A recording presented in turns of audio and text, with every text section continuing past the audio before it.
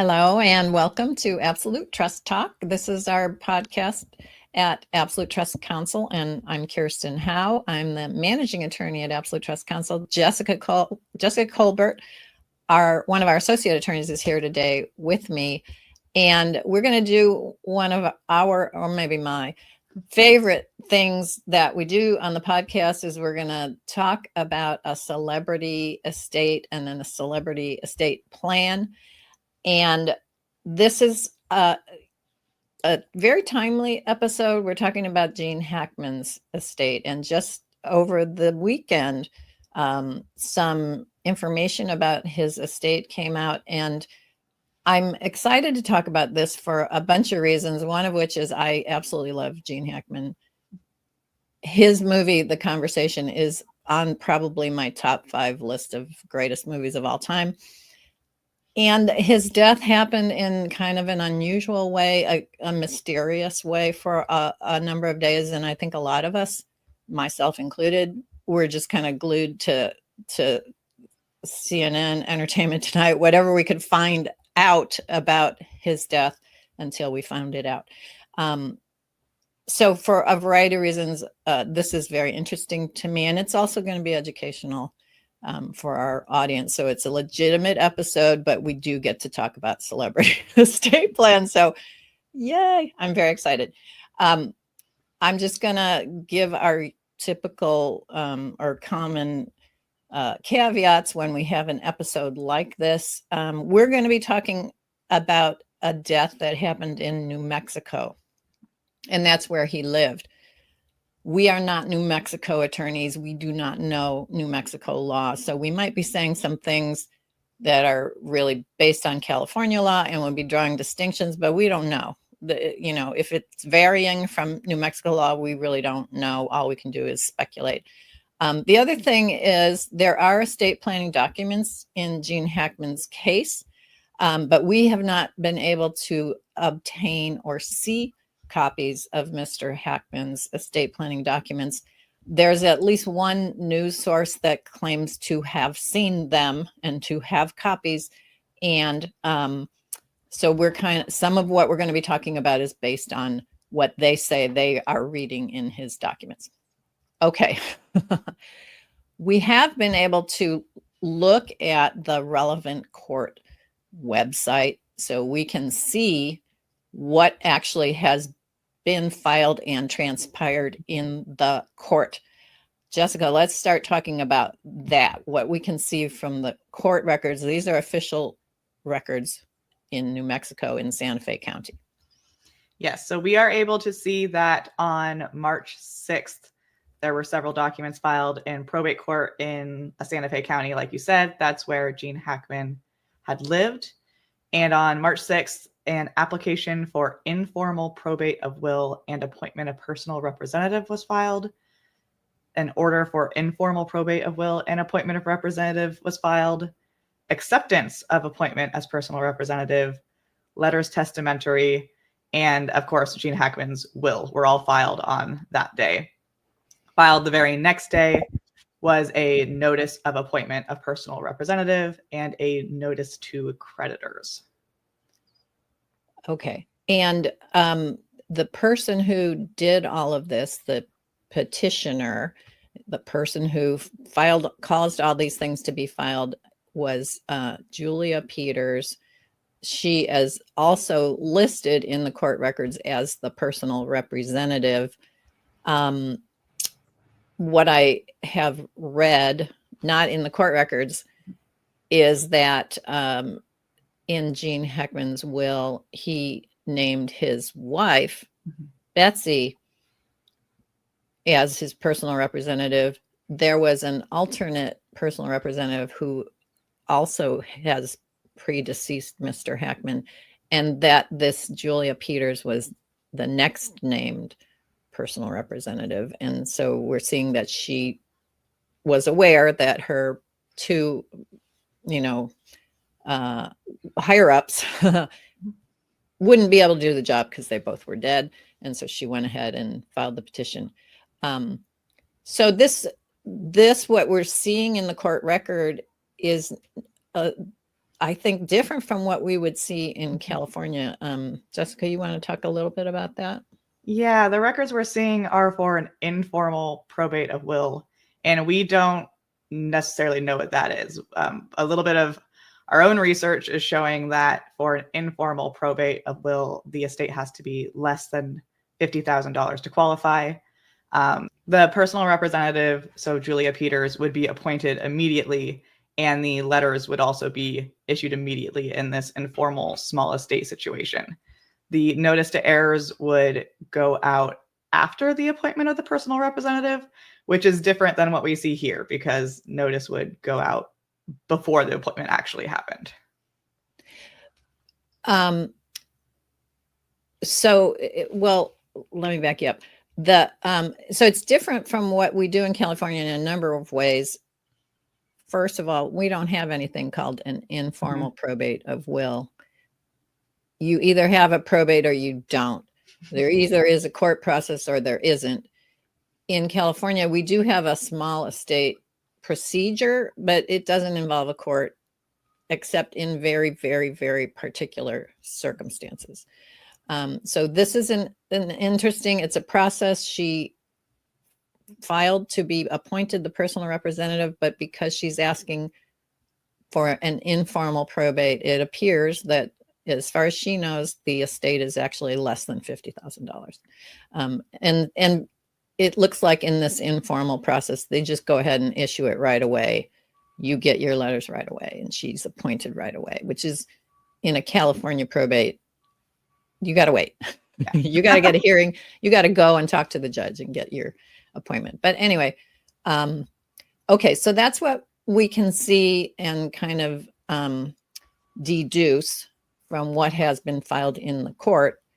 Then the other source of information we have about Mr. Hackman's estate is what we read in the news. And I'm talking about like USA Today, Entertainment Tonight, these kinds of sources where you can actually see what they're saying. And one of the sources, and now I can't remember which, said that they actually got a copy of the will. And we tried to get the copy of the will, but I think you actually have to go down to the courthouse to get it. We were not able to get that online, and we're not in Santa Fe. And I'd love to go there, but I'm not doing it this week. Not happening this week. Okay, so what we have read in the news. Jessica, you want to start by some of these things? Yes. So one headline we've been seeing is, Gene Hackman's will leaves everything to his wife. His children are not included. So, right. Drama, his children are cut out. They're not getting anything. But actually what we're seeing is that the will appears to be a pour over will. And if you tune in somewhat regularly to our show, you know what that is. It's a will that pours everything over to the trust. So actually what the pour over will is saying is that everything goes to Gene Hackman's wife as trustee of the Gene Hackman Living Trust, not to her individually, to her as trustee. And we don't know what the trust says. The trust very well may say that his children receive something, but we don't know because we can't see that. Yeah, and we would not expect to see any kind of disposition in a true pour over will. The purpose of the pour over will is just to say, when I die, I leave everything to my trust. Mm-hmm. And it's in the trust document, which is not filed. It's not a public record. It's a private document. That's where Gene Hackman would have said who gets what on my death.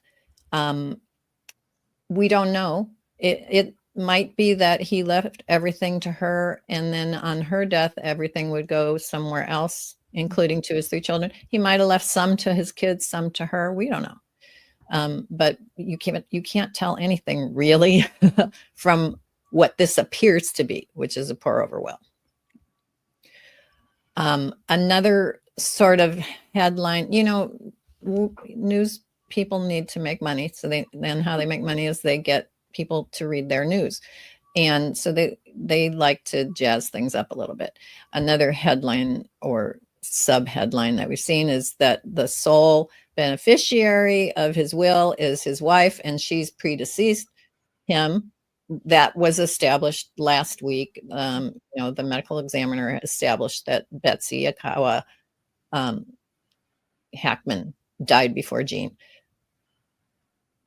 Now that the sole beneficiary has deceased, the whole thing's going to have to go through probate, and there's going to have to be laws of intestacy applied. And actually, that's not what we're reading according to the documents that we've read about. We are going to have to read the trust to know what happens. Now that we know that his wife predeceased him, and I'm just going to say it is almost 100% a sure thing that Mr. Hackman's trust has a plan for what happens if his primary beneficiary, his wife, predeceases him. That would just be unheard of poor estate planning to not ask that question. That's what we do. That's what estate planners do. Like half of our meetings are, well, what if this happens? And so the first question you're going to ask, okay, that's great. We leave everything to your wife. What if she dies before you? You ask that question. I guarantee you it's written in that document. Okay, so what else have we gleaned from? Yeah, it appears that there is another trust, the Gene Trust, which was created in September 1994. So the will refers to this trust, and it looks like Gene Hackman had a power of appointment over the assets of that trust, which he exercised in his will. So what that means is he had the power to appoint in his will what he wanted to happen to those trust assets upon his death. And it looks like he exercised that. We don't know what those assets are, but that's pretty standard, nothing too exciting or dramatic there, unfortunately. Yeah, I think that actually the name of that other trust is you might say GB. It's GEBE. So to me, that looks like a portmanteau, like a combination of their two first names, Gene and Betsy. I don't know, pure speculation.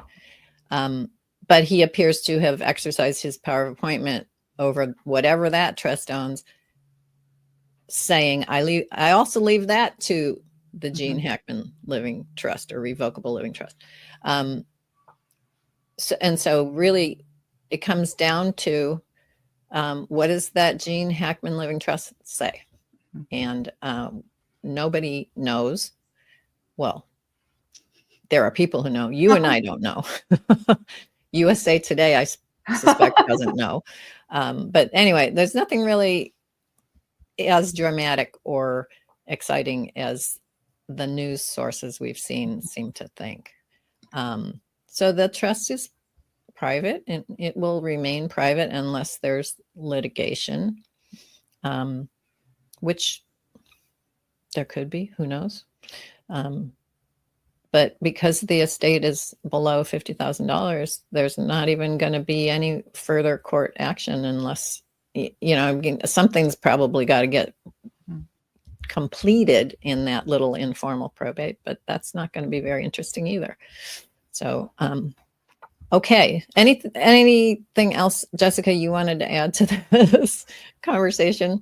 I mean, I'm just hoping that whatever source has the will allegedly or has the trust, eventually will get to take a peek at it. Until then, we're really just speculating. Yeah, but isn't that fun? It is. Okay, so if there's further developments in the Gene Hackman case, you know where to come to find out about them. For sure, we're gonna A, tell you about it, and B, pick it apart so that it really makes sense.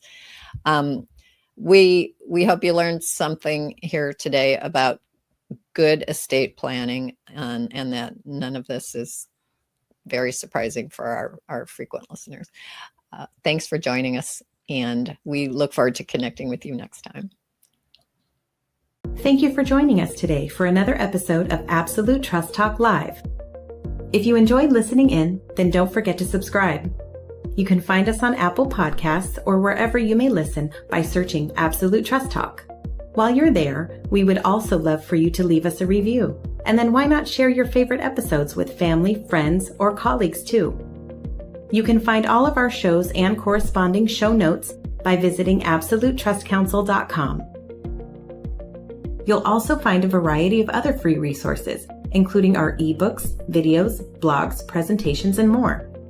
If you need help with your estate planning or administration, we also offer a free discovery call to help get the process started. You can find more information on booking your session by visiting absolutetrustcouncil.com/scheduling. Don't forget to keep an eye out for our next live episode. If you join us for the broadcast, you can submit questions during the show. But if not, don't worry. You can always get in touch with us by sending a quick message to info@absolutetrustcouncil.com. Thanks again for listening. We'll see you soon.